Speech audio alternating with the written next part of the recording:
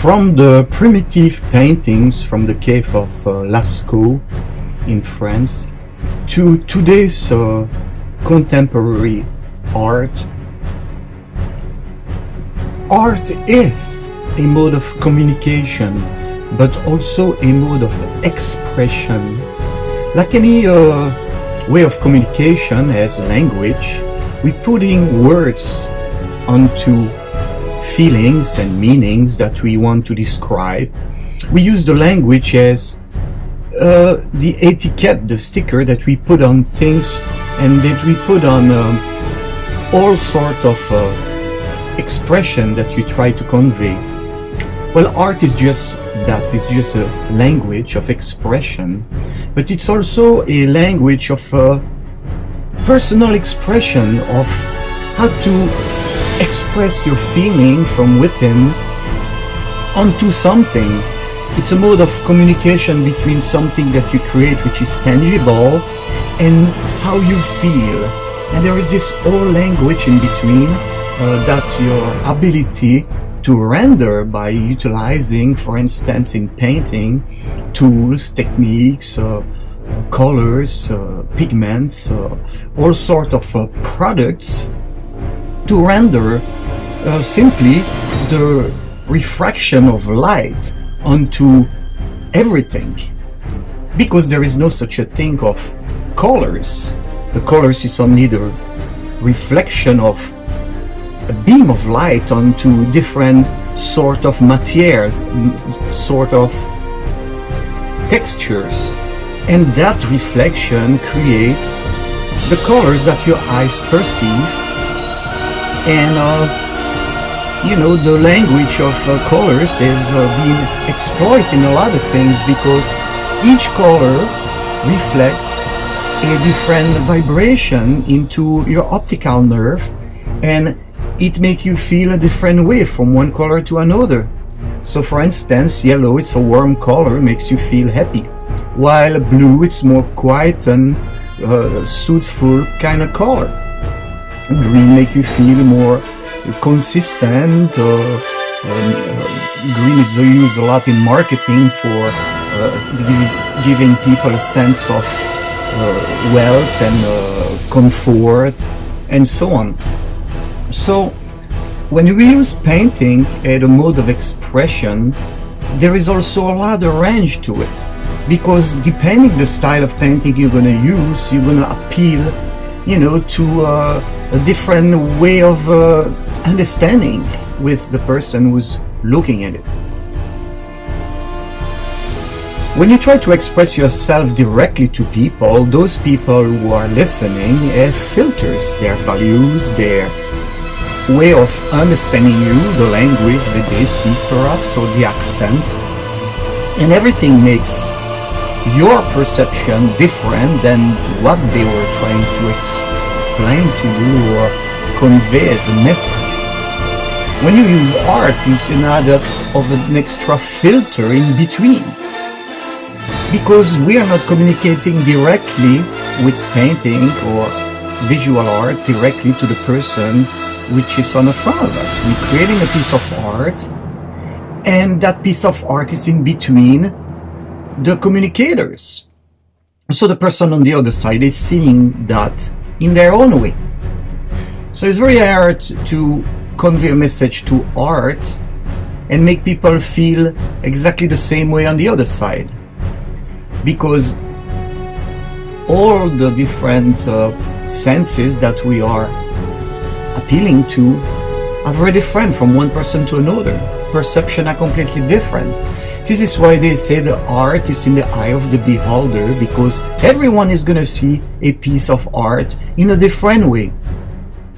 A little bit the same way that when you say something to someone, someone may interpret it in a different way too. In any mode of communication, there is two sides. There is the person who projects the message and the person who recepts the message.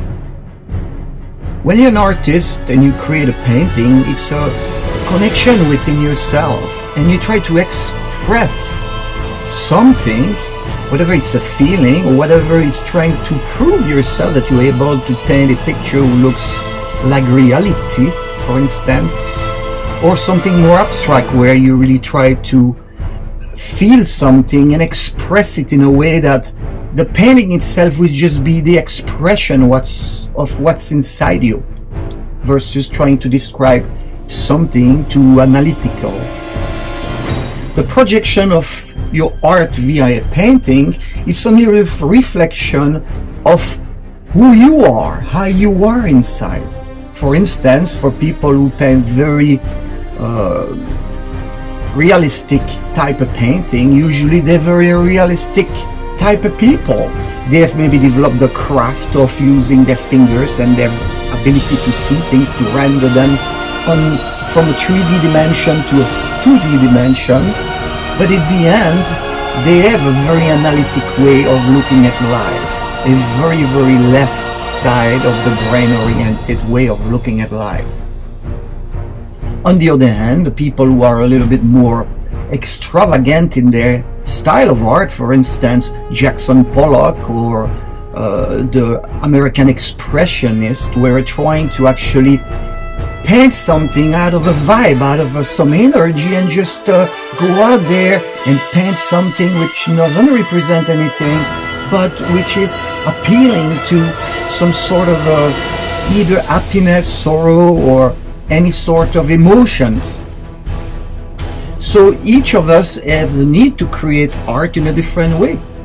We create our language with our own way to speak, tonality of voice, intonation sometimes, and also accent perhaps, and range of vocabulary.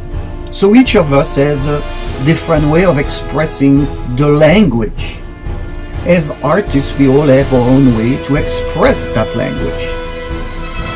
When people copy someone's art, they actually have no message. All they do, they're rendering someone's work in an attempt to be hopefully finding themselves in someone else. It's a little bit like Elvis impersonator who try so bad to be Elvis because inside themselves they haven't figured out who they are and what kind of person they should be, and they probably have a very low self-esteem and rejection of the self, and have to project their image into someone else and create a persona which already is accepted out there by others, and that way they can be sucked into it, a little bit like the peloton in the Tour de France, who's really sucking the wheel of the leader, which is ahead with a yellow jersey, and they're hoping by sucking the wheel of the guy, then sometime they may just pass the guy, or maybe get a second place or third place. And for many people it's just enough, I guess, but they never will go inside themselves to feel connected to their true selves. So art is a communication language. Whatever you play music, whatever you do, any sort of mode of expression into your work or whatever, you don't have to be a painter to consider yourself as an artist, of course, but I'm speaking about the language of visual art, and mostly the art of painting or the art of sculpting something.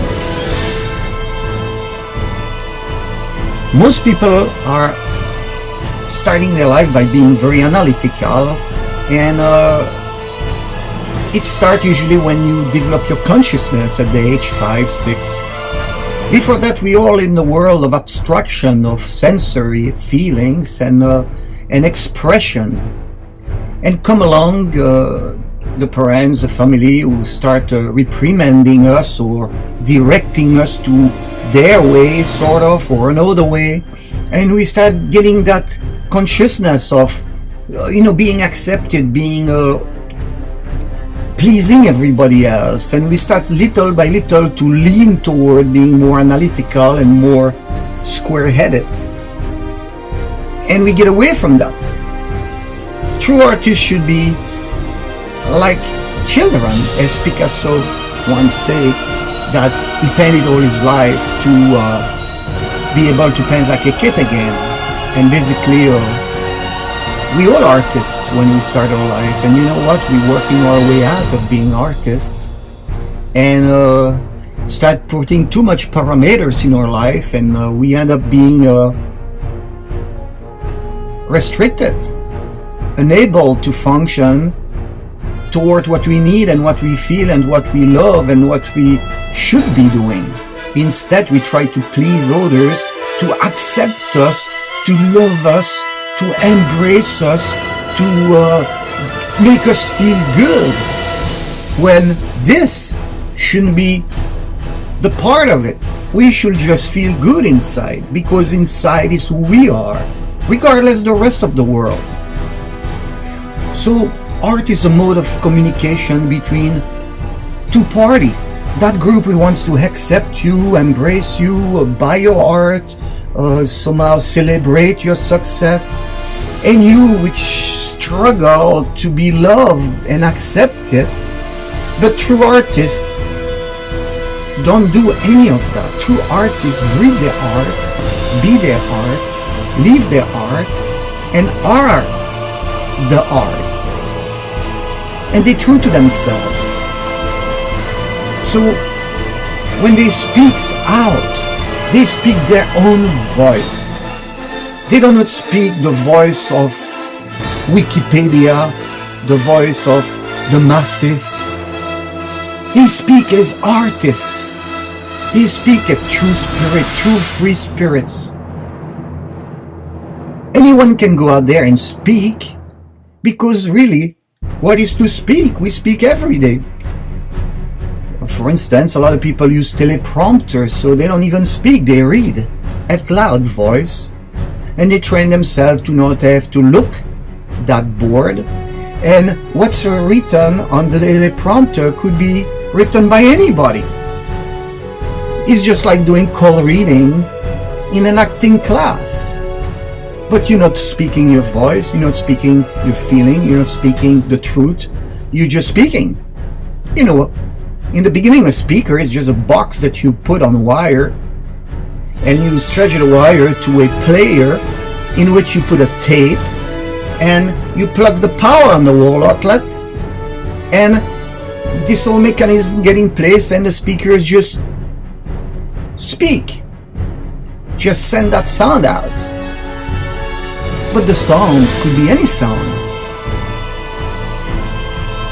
So when I go back to what art should be, it should be a mode of communication, but a true mode of communication, to speak to the world and explains the purity of the soul, the purity of the love, the purity of the passion that an artist should be expressing out there, and not just act as a speaker by doing some art to please the masses, or speaking about art but in a manner to make people like, you know, what they already know, by saying what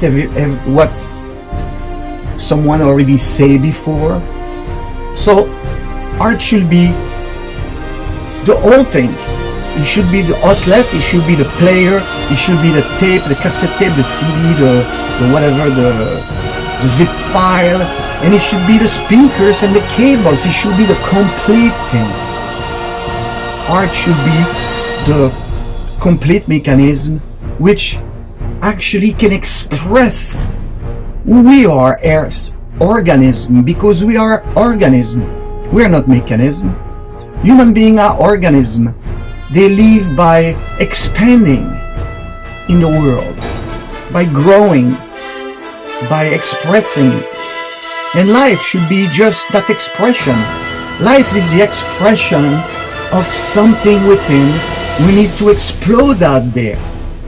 Not something which should be channeled through a tiny little tube, you know, through the simple wire ring, the electric wiring of the speaker.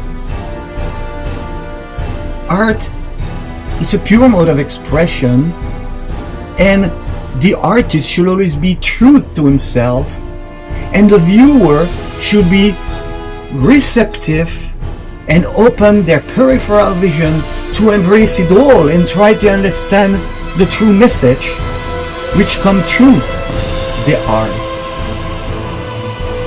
Art is a voice. It should be your own voice, and it should be the voice to say, I can't do that. I can accomplish this, it should be connected to the expression of your self-esteem. The meaning, the feelings that you're able to go and do something and say it via the mode of art. Art, it's a very subjective language because it's a non-descriptive language, and he has a lot of grace, so he leaves the person which is on the other side to get one part of the message, but to complement it by their own way of looking at it. It's a little bit when you tell a story, when you create a metaphor about something, and you don't close the buckle, you don't close your metaphor, and you let the other person to complete the puzzle, to make it his, versus to have you closing the story. Well, art is a great metaphor because it never closes the story. Even a painting is over and finished, it could always be something else that the person who's watching could add up to it. Creating a painting is adding up layers and layers of paint to end up with a product and create something. But when the painting finished, you always could look at it and add up another layer, add up something else. So when a painting is finished, whether it's a realistic painting or very abstract, the people who are looking at it are taking whatever they take out of it, but they can always make up something they could put into it to make their own. So painting is the mode of expression, but which works both ways. More than a mode of communication, of expression, painting, it's a relationship. Because communication is how to relate, is to have a relationship between two entities, two person, to a person and something. It's how a person perceives one and the other perceive the other, and have a perfect understanding and harmony. So for instance, in business, art is utilized for advertisement, for marketing, for business in general, to describe things, because art is the softened pillow in between two persons, two groups, and makes it more easy to connect in a more harmonious way. So art is probably one of the best modes of expression. This is why art has evolved from the first primitive and prehistorical men, the Homo sapien, were painting in the caves, to today world of art and contemporary art, which actually is more based on conceptualization of what art could express between the viewer and the artist than the tangible itself. Just because art speaks for itself.